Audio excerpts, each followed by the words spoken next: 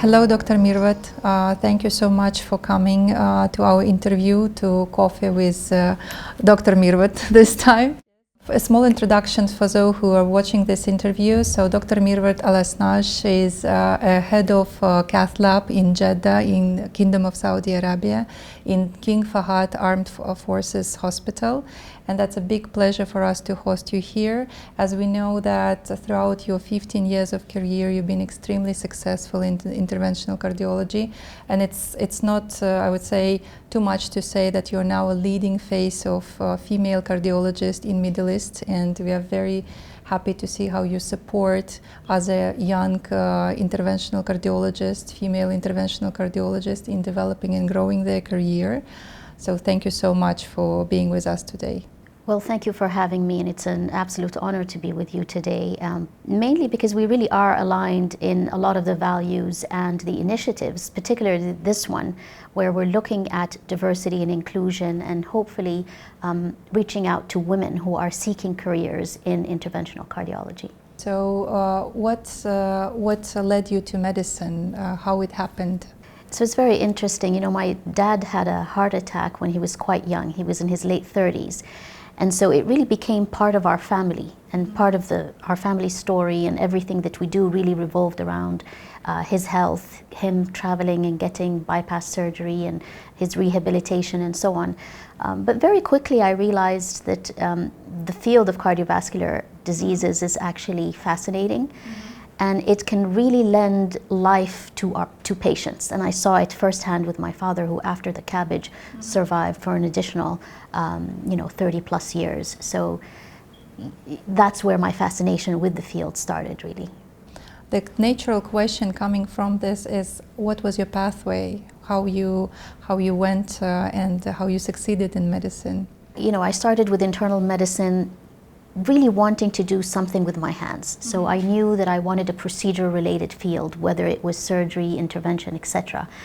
And when I did my training in the United States, I was in California, and when I did my cardiology fellowship, my first rotation in the cath lab, the decision was made right then and there. I really enjoyed it, and it's very seductive, I must say. But again, I mean, it requires skill, but also a lot of judgment and thought and strategizing, and that's what I enjoy most about the field. We know that you've been amazingly accomplished interventional cardiologist with great success throughout these 15 years of your experience.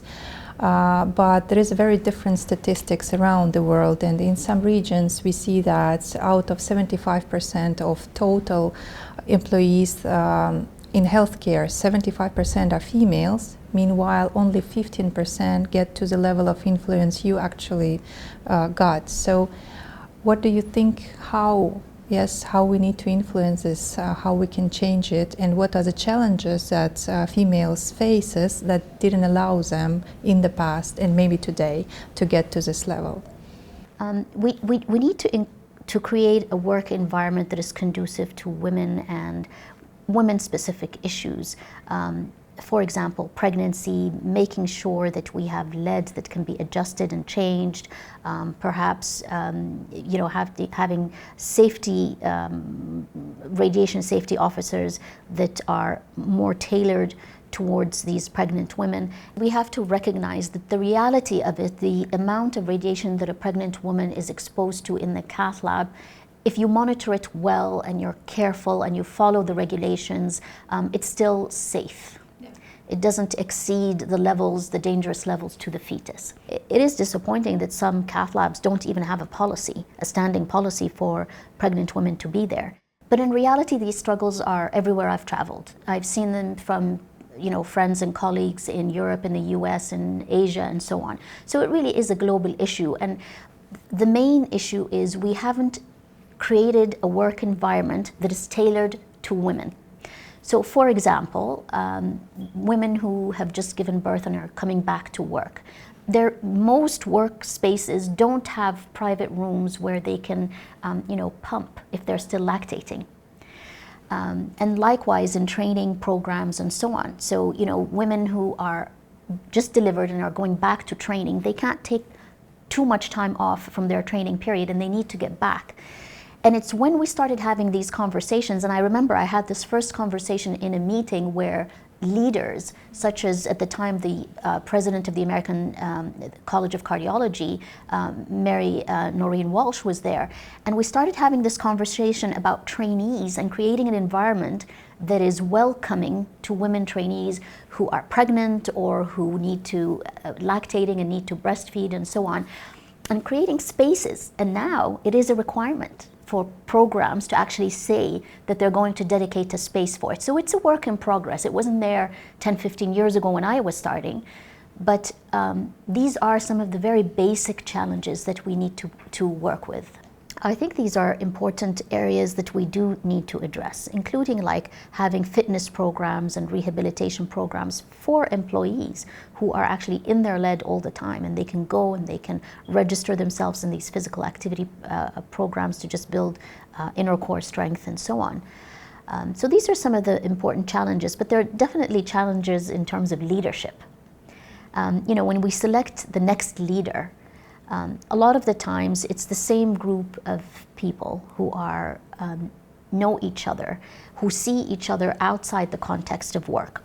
And so when names are being nominated and so on, the obvious vacuum is that the women are not there to advocate for each other and to nominate names of other women who can follow them, who can be added to them and so on. And those are the real challenges that we need to do. I think we're fortunate now that we have programs that empower women and actually allow them to develop the skill that makes them just as competitive.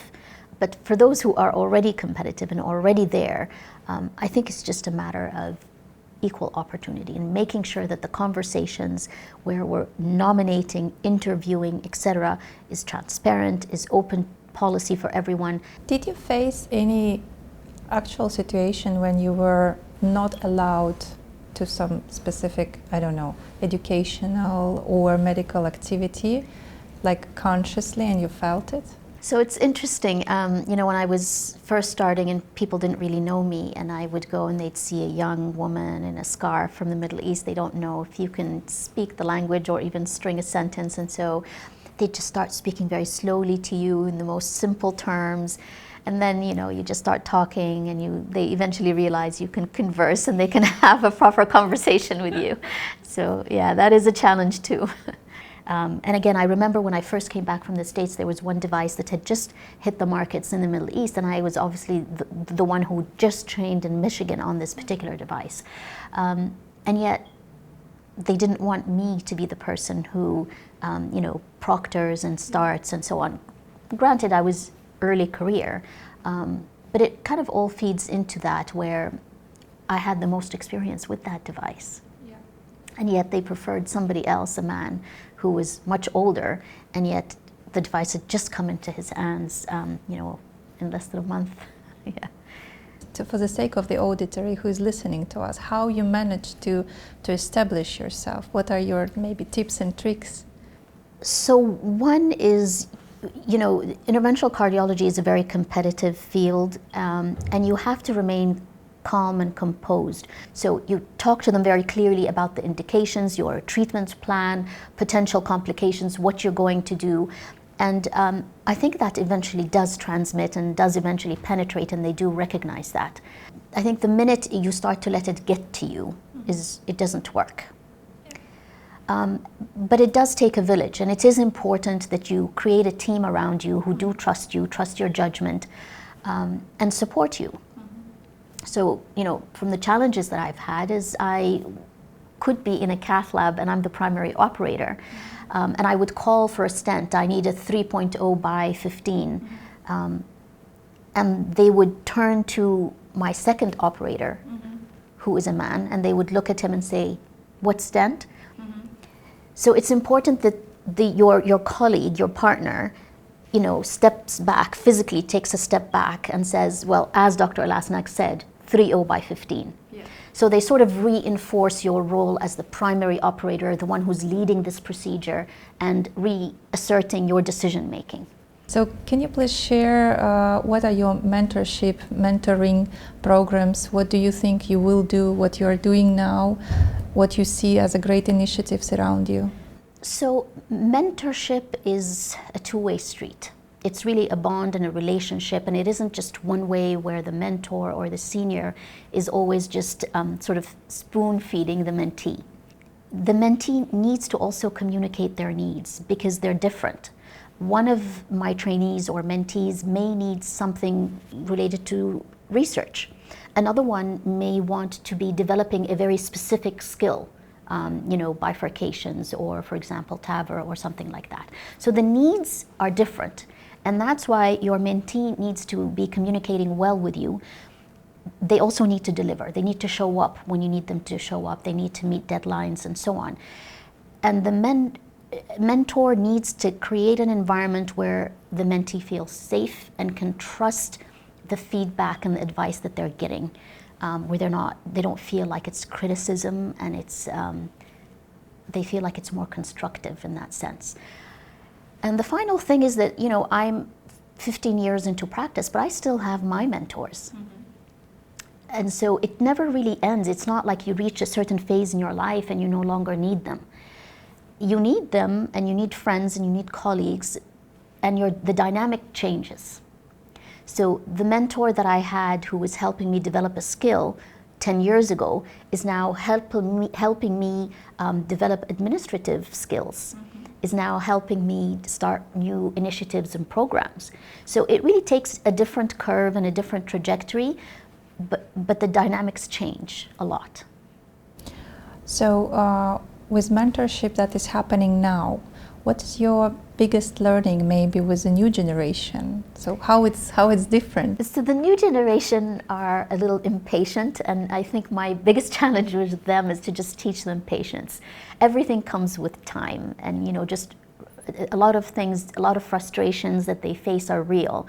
But I try to teach them to let time take care of this and pick your battles. So certain things, address them up front. Certain things, learn to develop thick skin and brush them off.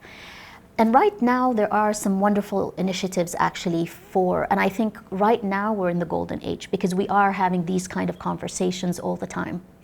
And we're creating platforms for young women who want to get into the field of interventional cardiology. So now a lot of the journals, for example, have an assistant editor programs where they take early career and young physicians, women, men, and train them to become editors. There is societies such as the Society of Cardiovascular Angiography and Interventions in the United States, and again, it has the Emerging Leader Program where it trains early career and promotes them and sponsors them to eventually become leaders in certain areas. In the Middle East in particular, we're starting a Women's Cardiovascular Health Consortium where we're trying to identify areas where we have no research or positive research, and then pool our efforts to start working and networking and have joint efforts. And here we're trying to pull together young women and get them to join these different research projects. We also have a career shadowing program where we allow medical students, medical residents, and interns to come to the cath lab and work with a woman interventional cardiologist and see what it feels like to spend an entire day or week in the cath lab wearing the lead, treating patients, emergencies, and the work hours, and so on.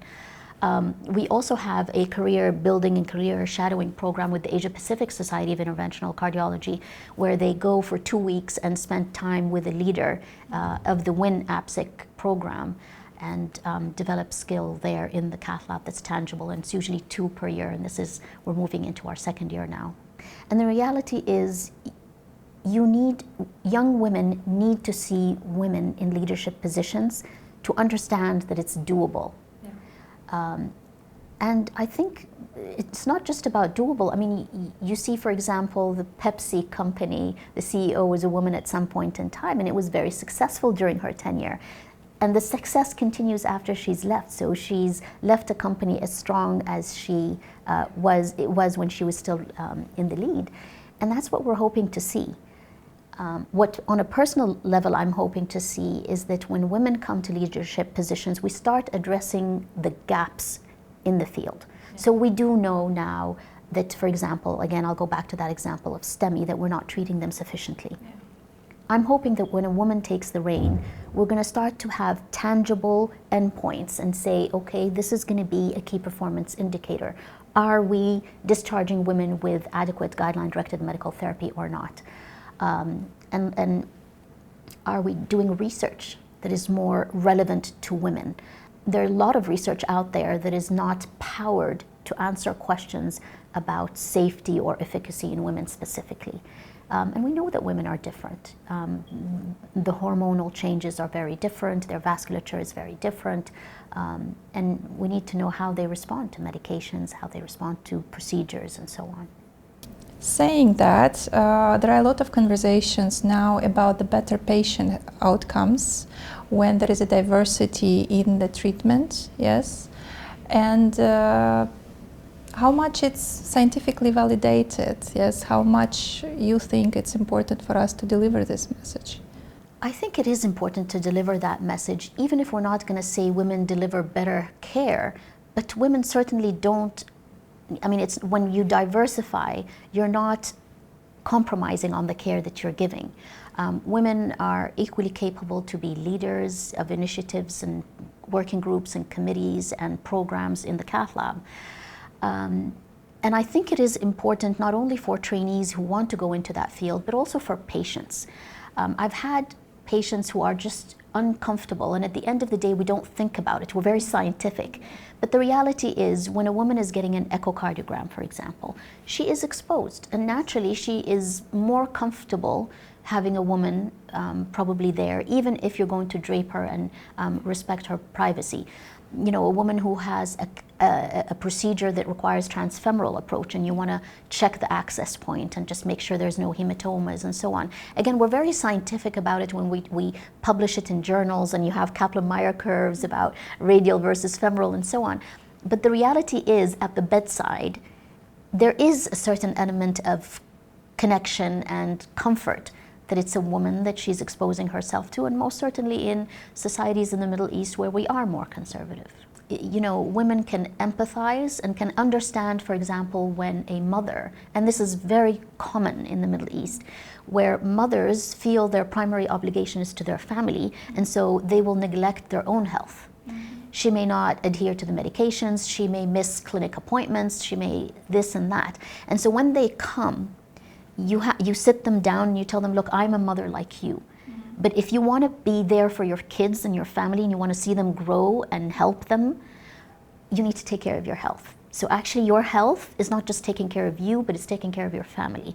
And these conversations they relate to because they understand it. You're speaking the same language that they are, that maternal instinct, so to speak. Yeah, absolutely. Are there anything that you think it's important for us to understand in the perspective of overall female treatment versus male? Anything specific? So the reality is, the evidence shows that we're actually not treating women as well as we're treating men for many reasons. So if we look at ST elevation myocardial infarctions, and whether you're looking at data that's coming out of Asia, Korea, for example, or you're looking at data that's coming from the Gulf region or Europe or the United States, they consistently show that there's a delay from symptom to presentation to the hospital. And then even when these women come to the hospital, there's delay to diagnosis. And fewer women than men end up going to the cath lab, getting a diagnostic cath. Fewer women than men get revascularization, be it surgery or PCI. Upon discharge, fewer women are discharged on optimal guideline-directed medical therapy. So the evidence that's been published now from all over the world has shown us that, and has been consistently showing us that. I think now it's time for us to act on it. So how are we going to change it? How is it that when a woman comes, we're not going to dismiss her symptoms and really go for it and diagnose her ST elevation MI? How is it that we're not going to shy away from a revascularization procedure in a woman and offer it to her just like we do to a man, and with medications and so on? And so that is really the frustrating part of it, is that we know this, and yet we're still unable to move the needle. I'm still hoping that, the years to come will start, since we've had these conversations, since the data's been published, there'll be enough motivation and energy for us to definitely move the needle on that and do better. I remember once you been presenting that there are very few primarily investigators in the research among females still today. So do you see this changing in Saudi Arabia specifically? I'm hoping that we will see that change, and as I mentioned, one of our initiatives is the consortium that we're establishing on women's cardiovascular health, and its primary objective is really to identify gaps in research, but to also offer the opportunity to women to be the principal investigators and lead those areas. Anything that you think specifically can be done in Kingdom that is not yet on the surface? In the Kingdom and in other parts of the world, I spoke about leadership and in terms of research, we spoke about leadership in terms of administratively, but at the end of the day, interventional cardiology is a very practical field. It's a skill-related field and procedure-related field. I do want to see women proctors, women who are helping others develop skill and going to other cath labs and proctoring folks and running workshops that are teaching people how to do IVUS, how to do TAVR, how to do bifurcation stenting, and so on. I think there's still definitely a gap in that area, and I think I think women are capable of not only being good teachers, but they're also detail-oriented, which is what beginners need. And I'm hoping we can give women that opportunity as well. Any specific advice as a summary maybe? So, when I address women's issues, whether we're discussing these issues in abstract or a very specific patient, I think it's important that at that point we become objective and it doesn't become a man-woman issue. It becomes, let's all work towards that goal that we all agree needs improvement. So if we're saying we need to get research done on antiplatelets in women and their response to antiplatelets, so we try to make sure that men, women, early career, east, west, we're all invested in that kind of a research that is going to ultimately help our patients. So even our solutions need to be inclusive, really. Yeah, I agree. Thank you so much. It was amazing to listen to your pathway and to the way you achieved your successes, as well as the advices you gave to our audience, how to grow next generation and next generation. I think we will achieve this equity and this parity in representation. With the effort you do, it will be definitely achieved. Thank you. Thank you for having me.